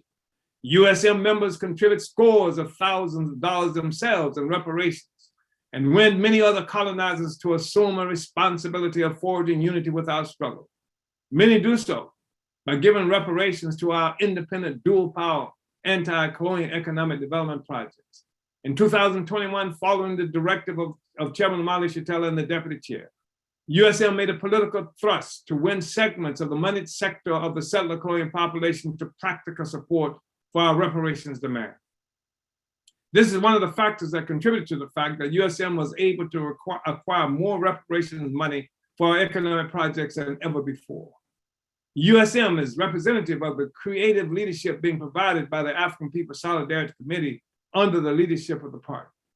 Some people may be confused by the difference between the cadre level, APSC and USM, because there's a tendency globally for many to refer to our movement overall as the Uhurus. But the African People's Solidarity Committee was organized by me in 1976 as a major strategic move that opened a new front among the colonizers after the African liberation movement had suffered many reverses globally. By 1985, APSC had developed into a major force in pushing the demand for reparations within the settler colonial population through self-initiated economic institutions and various political campaigns, including the March Against Genocide, now the March for Reparations, and the party mandated days of reparations to African people. One of the initiatives of the APSC was the creation of USM as a mass representative of the party's solidarity work. This year, under the leadership of Deputy Chair Yeshitela, APSC has opened up an Uhuru Solidarity Center on the south side of St. Louis at 2654 Gravois Avenue in the white community, in a building owned by the party through our Black Star Industries. APSC and USM have begun to work out of the space where a large sign calling for unity through reparations will soon go up. The significance of a center created specifically by the African Working Class Party and coordinated by members of the colonizer nation under party leadership as a public stand of white reparations to African people is immense. This is especially true in St. Louis, with its more than 300 years of brutal colonial violence directed towards Africans and colonized people. Let me say this. Much of the obvious reparations work that the parties involved in occurs through leadership and participation of the African People's Solidarity Committee and its mass organization, USM, that we're talking about now. But make no mistake about it, it was the African People's Socialist Party that gave material life, that brought into real life the process of reparations. That seems to mystify so many people today, especially people who consider themselves concerned with getting reparations, to have taken it out of this place of purely abstract wishing into a practical program. That's one of the things that really helps us to understand the significance of African internationalism, which requires a unity between theory and practice. At the moment we united and understood the question of reparations to be significant, I mean, it's even a part of the platform of the African People's Socialist Party that was developed in 1979. The moment that became clear to us, we began moving toward the acquisition of reparations, which is why after our first Congress that was held 9 years after our founding in Oakland, California, in 1981, in 1982, we created the World Tribunal on Reparations for African People. We decided that we were going to make reparations a household word. And the African People's Solidarity Committee that we created, that I created, became a powerful political instrument through which we have been doing this. Everything that we're talking about now is not some accident. This is the significance of this plenary, of our congresses, of the African international tactics and strategies that we have created, and the fact that the party has been here for more than 50 years. I mean, there are people who are alive today who were alive 50 years ago who were somehow involved in the quote unquote Black liberation movement, but the organization that has captured and within which the history of the whole struggle is concentrated, that from one stage to the other, that didn't just leave and do something else and then come into a struggle at a different time, but we have been working on this contradiction for 50 years. And it's 50 years of history and development that we are talking about. It's a continuum that the party represents. So the significance of a center created specifically by the African Working Class Party and coordinated by members of the colonizer nation under party leadership as a public stand of white reparations to African people is immense. This is especially true in St. Louis. From the staging of the genocidal assault on the indigenous people to steal their land and resources for white settlers, to the white lynchings and ongoing murder of African people, to the Dred Scott decision, to the US government's dumping of toxic chemical weapons in the Pruitt Eagle public housing project, to the building of the NGA spy agency in the middle of the African community, to the police murder of Mike Brown, St. Louis has always been the center of US policies stemming from colonialism as a mode of production. The existence of the Uhuru Solidarity Center as a project of Black Power blueprint is a historic manifestation of the dual and contending power being built by the African People's Socialist Party and our goals for the self-government of the African working class. Party mass organizations are grounded in the people. These are party mass organizations through which we establish and maintain deep relationships with the masses of the people, especially from among the colonized African working class. Party cadre must be among the leading forces in all our mass organizations. It is our cadre who give the mass organization stability and coherent leadership. Our cadre are armed with African internationalist theory, with which we are constantly raising the level of understanding and political unity of the people with the party. With their training, party cadre are also functioning as revolutionary general staff by training the masses to be effectively organized to carry out the mission. Through our work in our mass organizations, cadre win the trust and confidence of the people, making them conscious followers of the party and the Uhuru movement and bringing the best of them into our party. This is an important area of party work because within our mass organizations, we get to know the masses we are recruiting and the people also get to know us. The work of our directive organization must now include training party cadre on how to do this kind of work within our mass organizations, not only as part of party fractions, but also as local organizers of party mass organizations when issues arise that provide opportunities for us to do so. In other words, we have the advantage of the mass organization as instruments to recruit Africans and others as members of organizations under the leadership of the party. Party members thoroughly imbued with an understanding of our mass organization and their functions will be able to organize any and all of our mass organizations anywhere in the world, even when there's no local party organization or other party mass organization in the locale. This plenary helps to provide party membership with this understanding and training. Methods of applying appropriate recruitment protocols on local levels, units, local party organizations, etc., must be provided by the directive organization, and ongoing training must be included in our regional committee organizing. All of this will be facilitated by proper utilization of the standard party agenda, something for which the Office of Directive Organization will also be providing training. So responsibility for the party must be in the hands of the political bureau. We can see through the growth of the scope and influence of the African People's Socialist Party, the urgency of establishing full-fledged democratic centralism in the party is determined by our Constitution. When I make the demand for the full implementation of democratic centralism in the party through the functioning of the political bureau, though, I'm not simply raising a matter of dutifully or mechanically or upholding the party constitution. It is a matter of unleashing the leadership of the party to carry out its role, especially now during this glaring deepening of the colonial capitalist crisis enveloping the world.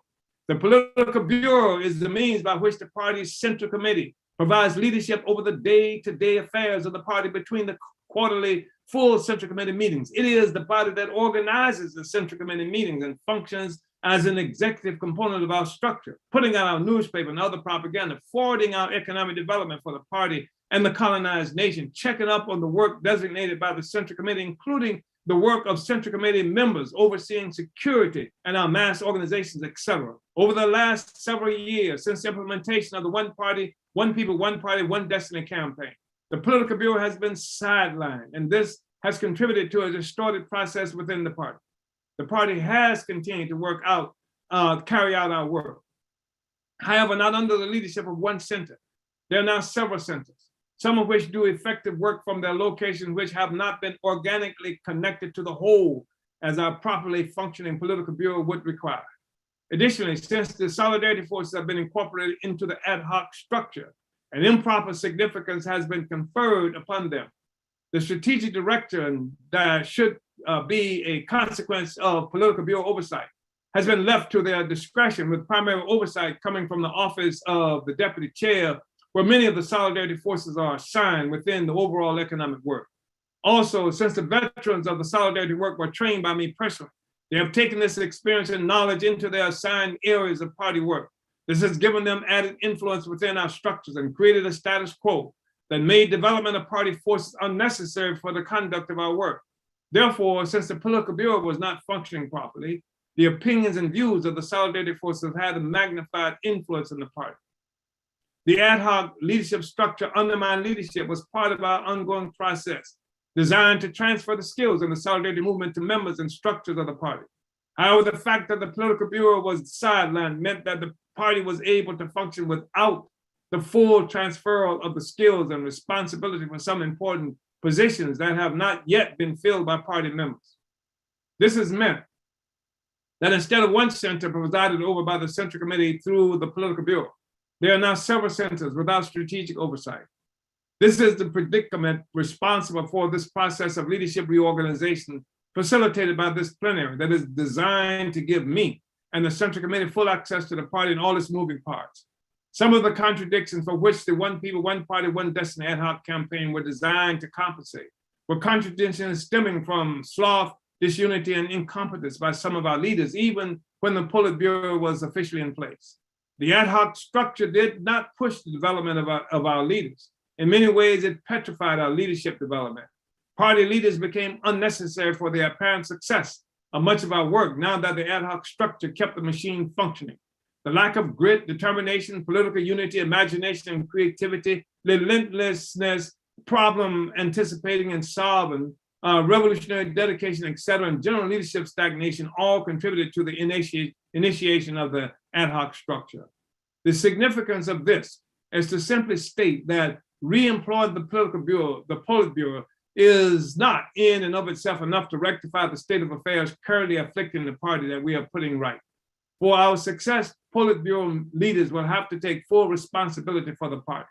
As part of the resumption of the functioning of the party's Politburo and because of the massive amount of information, urgent mandates in this chapter, it is mandatory for every party department, office, and organization to conduct a thorough special study of this entire state of the party chapter of this political report. It is critical that every party organization study the entire chapter on the state of the party, not just what pertains to your area of work. This is necessary in order to be able to carry out the level of organization building being called for in the political bureau and in this political report, and necessary for the next level of party building, putting the African Revolution front and center on the world stage. This is now page 31 of 35 page section that ends this political report.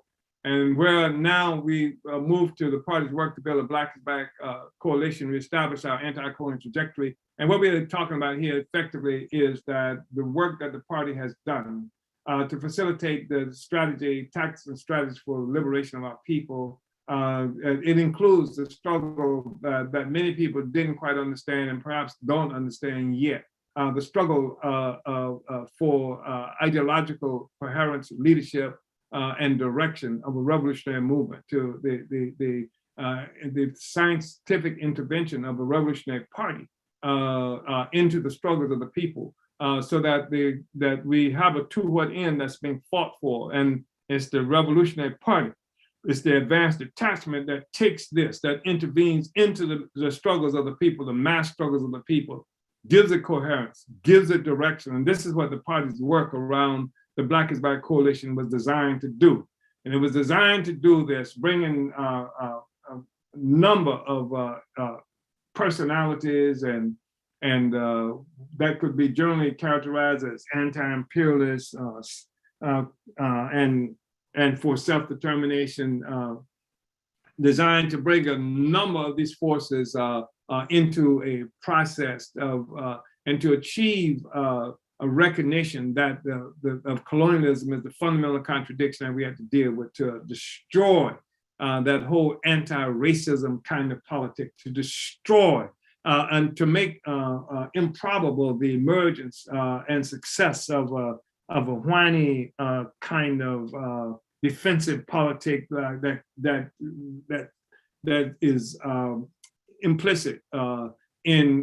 explicit in the statement of Black Lives Matter or hands up, don't shoot kind of stuff. The fact is that this is what the party did. This is the significance of the work that we did to build the Black is Back Coalition. So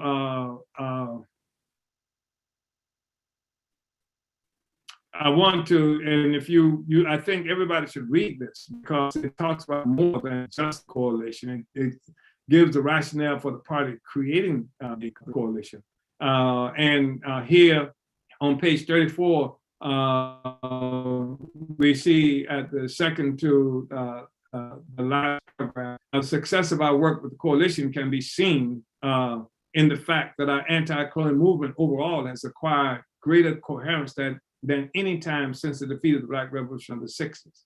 The party's anti-colonial position is becoming ubiquitous within the coalition and the world of the colonized at large.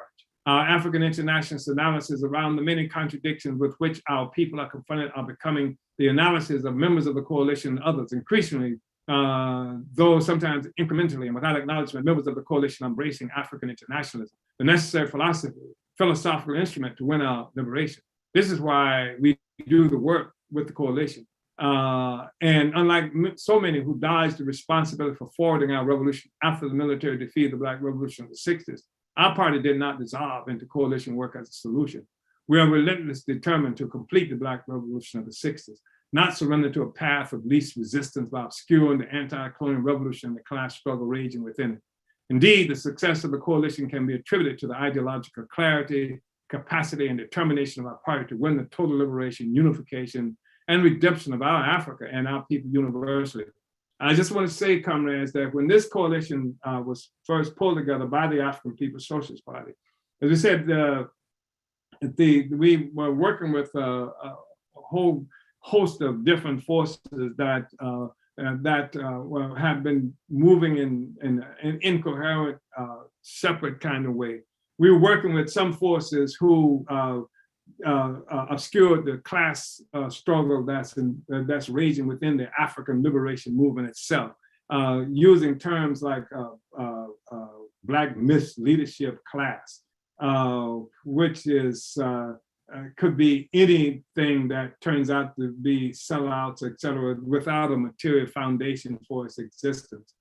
Using terms of fighting against racism. This was a real serious thing and struggle that we had to make, using understanding contradiction within the colonial mode of production among the colonizers themselves as fundamental, like the so-called fight against fascism, which really was a way that the settlers or the colonizers were able to mobilize the colonized like ourselves into defense of the rights of the colonized, a sector of the colonial population, the colonizer population against another sector of the colonizer population. The African People's Socialist Party took that on. The fact that there were there are people now who are flaming revolutionary leaders who when they came into the coalition, were timid and spoke to me about being unwilling or incapable or afraid to refer to Africans as Africans, because there are some people who were part of their base who resisted that concept and that term of the identification of the African nation. We did that. We brought it to this place, and sometimes where we see people and entities out there making waves, et cetera, it is precisely because of the influence of the party through this coalition and other work that we do. So I just want to end it now. I know that there's not much time, but if Comrade Wazy needs to and can do it, we might entertain a couple of observations or questions or something to that effect. Uhuru, thank you, Comrade. Easy relate to Africa. Africa is our land. And let's fight for it. Uhuru. Yes. Wow. Uhuru, Chairman.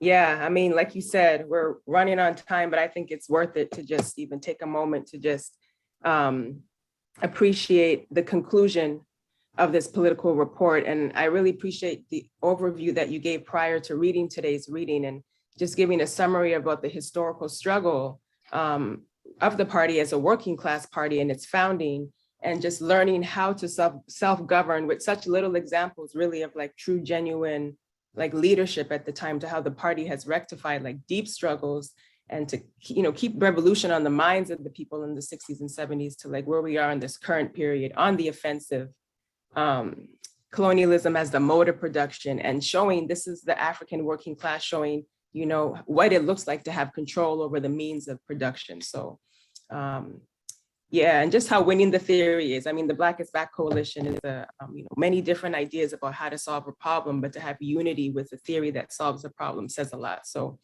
just want to appreciate that. And I want to do because we have about 10 minutes, Chairman, and maybe what we can do, and I'll wait to see if I can get any leadership about the announcements, because I know they are quite lengthy at this point. We can maybe just take a question, because there was one question that came in. But before can we get a sense of where people are? Tuning in from? Yes. Yeah, exactly. Yeah, before we do that, I'm going to go ahead and read where folks are tuning in from. We have Philadelphia, we have Portland, Oregon, Greenville, South Carolina, Marion County, Georgia, Boston, Massachusetts, Battle Creek, Michigan, Long Beach, California. We also have another Michigan, St. Louis, Missouri, London, England, Paramount, California, Gainesville, Florida, Richmond, Virginia, Jamaica, Swaziland, Cape Town, South Africa, and Huntsville, Alabama. All right, well, thank you for tuning in, comrades. So we're going to take a look at one of the questions that we have here. And this question is from, it's on Zoom by Comrade Sayero. It's Uhuru Chairman. With regards to legislatively imposed eminent domain that is used when the settler colonial legislators want to uproot Africans for years, a working legal tool that they have used perpetually for years, how do we as a party offset these initiatives when it befalls us as African people? And then he goes on to say, I have actually helped fight this with a man who died at the county of Berrien, just, literally. No matter how we followed the process to stop the seizing of this man's property, it failed tremendously. Please define. I appreciate your formidable answer. Thank you. Uhuru, thank you, Comrade Sayero. And the problem anytime is when we fight them on their own terms in an absolute way. Because they do establish the laws themselves, all of them, created to defend the social system. Law is nothing but the opinion of the ruling class. And the only thing that can affect the opinion of the ruling class is the power of the people. And that's why our strategic approach in every instance is to, and I think it's appropriate that the fight that you made with this man that you're talking about is all good and important. And we have to make those struggles, because in the process of making those struggles, we enhance the people's ability to fight, to resist, to struggle. But the thing that has to happen, it must happen, is that we have to be fighting for power. There's no way in hell that somebody's going to be able, a colonized person can be able to maintain a stable status within the colony. The only thing what has to happen is that colonized person's existence has to become a part of the struggle of colonized people, and the party gives us the opportunity to do that. Here's the advanced detachment. So like in St. Louis, we're fighting a huge battle around this whole question of gentrification as they carry population removal. And the thing is that it's easier for them to carry out this population removal when the masses are unorganized. So this one man that you're talking about is unorganized, not part of an entire process. In St. Louis, we have intervened in this process, and there's still population removal. We just talked about this NGA that's taking 1,000 acres, and they intend to move more of us out, but it's not that some inert compliant sector of the African population. Now the African working class has leadership, although the entire working class, depending on our own limitations, may not be aware of it at the same time, but increasingly people see that there's a flag that's staked up. So this is territory that the African nation, that the African revolution working class is claiming in defense of the African nation, organizing and creating self-reliance and creating the organized capacity of the people, which includes being able to create the ability to feed and clothe and house ourselves, which are themselves a part of the struggle against population removal. And the point that I would make is that organization, there's no solution for any of the contradictions, including population removal, that's short, separate from, independent of the power of the people, the organization of the people, and especially the organization of the people in the process of taking back our resources, our liberation, our self-determination, taking back, defying and defeating the colonizer. Everything that we do has to be aimed at defeating colonialism as a part of the process, fighting against what's characterized as gentrification. So I think if anybody would look at the work that we are doing now and have done historically, it's not, I mean, we talk a lot about St. Louis, but the history of our party, 79, we put forth the whole concept of and we put it forth after we had been doing it for a while, but it was written and put forth as tactics and strategy for the liberation of our people. And that is the dual and contending power. We have to create this power of our own. There's no individual solution, I'm sorry. So I hope that was helpful, Comrade Sierra. And I see that we punched a hole in the time. So Comrade Wazy. Uhuru. Yes, we have, but I think we're gonna use this moment to go through our announcements. Nonetheless, Chairman, since that was the last question that we had for today, but many comments just really uniting with the political report and just this period moving into this new period where the party is. So I just wanna really appreciate you, Chairman. And if you do have any questions, feel free to put them in and we can still get them next week. But right now we're gonna go to our announcements. So thank you, comrades. Let me just come back to this slide here. All right, Uhuru. So, all right. So this study was brought to you by the Department of Agitation and Propaganda, Winning the War of Ideas. For your worldwide revolutionary news and analysis, visit theburningspear.com. You can get more political education from Chairman Omali Yeshitela in every issue of the Burning Spear newspaper. So become a subscriber today and get a 1-year subscription, 12 issues delivered straight to your door or email inbox for $25. Gift a subscription to comrades and family members and sponsor a prisoner subscription. You can do this all at theburningspear.com/subscribe. Next slide. We are calling on distributors that you can still restock on the February issue of the Spear, but do it today. Get the Spear out in your community and order your bundles today at theburningspearmarketplace.com. Next slide. And Omali Taught Me airs on Black Power 96 FM, a project of the African People's Education and Defense Fund with the slogan, not just explaining the world, but changing it. Listen on 96.3 FM in St. Pete, Florida, or streaming online at blackpower96.org and on the free Black Power 96 mobile app.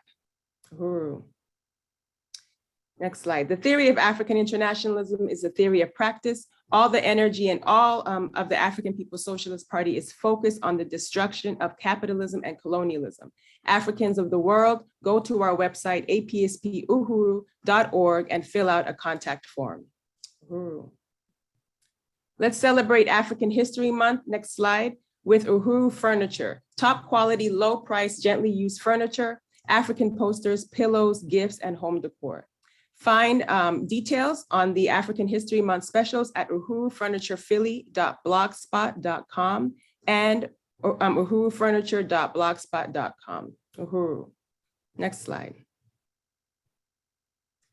All right, this coming Wednesday, February 23rd at 6 p.m. Central, we want you to join our special edition of White Solidarity with Black Power Live, featuring the African People's Solidarity Committee Chair Penny Hess and Uhuru Solidarity Movement Chair Jesse Neville, analyzing the situation in Russia and the Ukraine from the African internationalist viewpoint.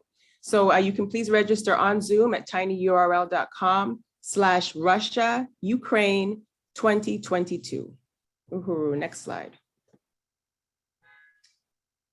The All African People's Development and Empowerment Project, our mental health committee is announcing the next Aya Resistance Circle on Friday, February 25th at 7 p.m. Central via Zoom. This month's topic is Colonialism is Bad for Your Health.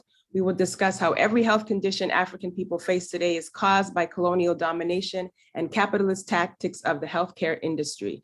You can register today at tinyurl.com/Aya register, that's AYA register, or for more information, go to developmentforafrica.org/mental health. Next slide. On February 27th at 4 p.m. Central, join the All African Peoples Development and Empowerment Project for the report from the IFCO trip caravan to Cuba. This will be on Zoom and also available via registration. So please register at tinyurl.com/APDEP Cuba. Next slide, thank you. APDEP is inviting students to participate in an essay contest for Black History Month. This contest is open for African children ages 8 to 13 years old. So each student will submit one essay no longer than 500 words based on this year's theme, which is influential African leaders, answering the question, who was Marcus Garvey and how did he fight for African unity?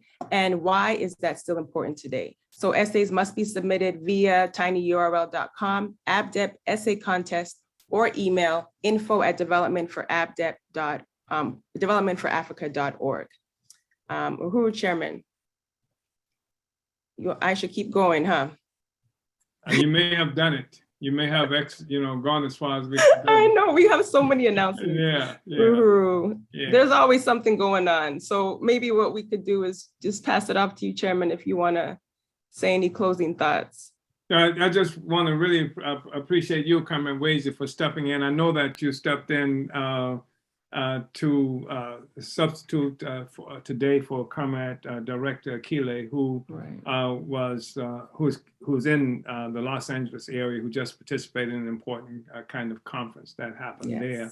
And so I just want to really appreciate you for having done that. And I want to thank everybody, all of you, for being here today. And I think it's probably obvious that we've entered into an entirely new place, a different place, development of our struggle of our people through our party.